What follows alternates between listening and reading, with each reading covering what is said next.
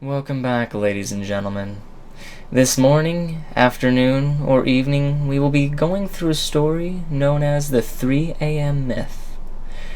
What it is, I am not quite sure, but we will figure that out together.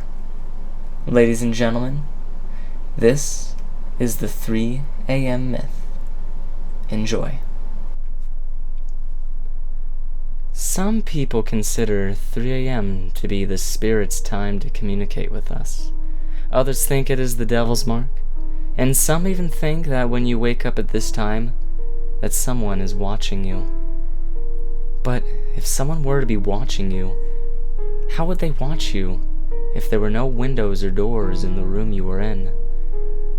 There are many superstitions for what 3 a.m. could be, but I'm going to tell you the real meaning of this worldwide time myth.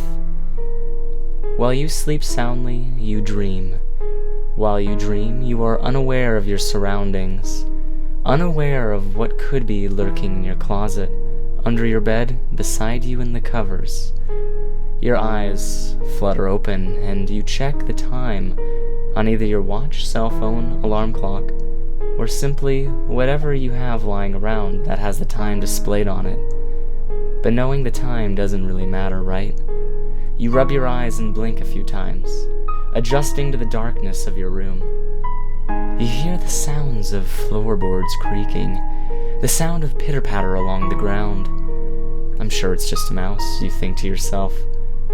Maybe it's just a mouse, or even a large rat. A very large rat indeed, to make such loud footsteps.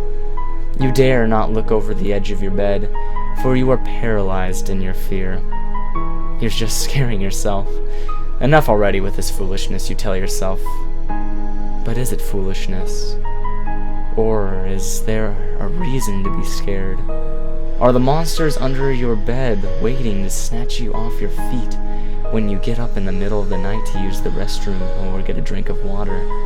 You don't believe in monsters. Those were stories that your mother or father told you years ago as a child. The boogeyman, the Sandman, and other monster stories were just stories to give you a spook, right? Yeah, right, monsters aren't real, you think to yourself, and chuckle at your childish fears. But wait, what was that? The pitter-patter of feet seemed to be getting closer. You squeeze your eyes tightly shut as you hear the long, loud screech of your door creaking open ever so slowly. Was that a giggle you just heard? No, of course not. Mice don't giggle, neither do rats. You're just being delusional.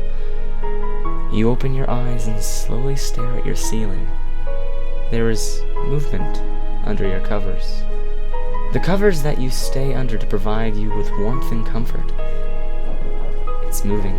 It's moving towards you slowly, in a crooked fashion. It looks like it's limping beneath the blankets. You are frozen in terror, afraid to move, or else you might give away your location. You feel something tugging at the loose clothes that you are wearing. Jesus Christ, what is that? You yank away the covers and throw them to the ground and gasp at what you see. The creature is lopsided, grotesque in a way that makes your stomach turn nuts. It wears torn fabric that looks hundreds of years old. It tilts its head to the right and gives you a crooked smile. Its dark eyes, pupilless, they stare at you, unblinking.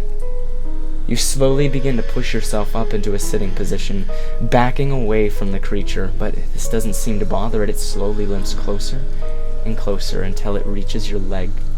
It pulls itself onto you and begins to crawl slowly. Oh, so slowly. It bears that crooked, toothy grin. Its gray skin hangs from its bony body. It smells horrid. A smell that you have not come face to face before, but you know this smell. Even without having smelled it before, it is the smell of rot. But not any kind of rot. The stingy scent of rot flesh and blood. What are you going to do? You think and lick your lips, eyes wide, unmoving from the creature. It's still inching its way up your body, coming closer and closer to your face with each limping step. You take in a deep breath through your nose and release in a scream so loud you think you have popped your own eardrums. The creature suddenly jerks its head towards the door and lets out a murderous cry. It quickly limps to the edge of the bed and jumps, landing to the floor with a thump, and rushes to the door. It disappears into the dark of the hallway. You see, 3 a.m. in the morning is when the little things come out to play. When the little things decide it's your lucky day. When the little things show themselves, but don't let this deceive you. The first time you see them is almost certainly the last. You are lucky if you can get away safely, for I cannot tell you how to deal with these little things, for they are everywhere, in every home, every hole, nook, cranny that your house has. How many you have in your home is not a question answered easily. All I can tell you is that there are many. They study you and plan your demise. No wonder why they reek of death.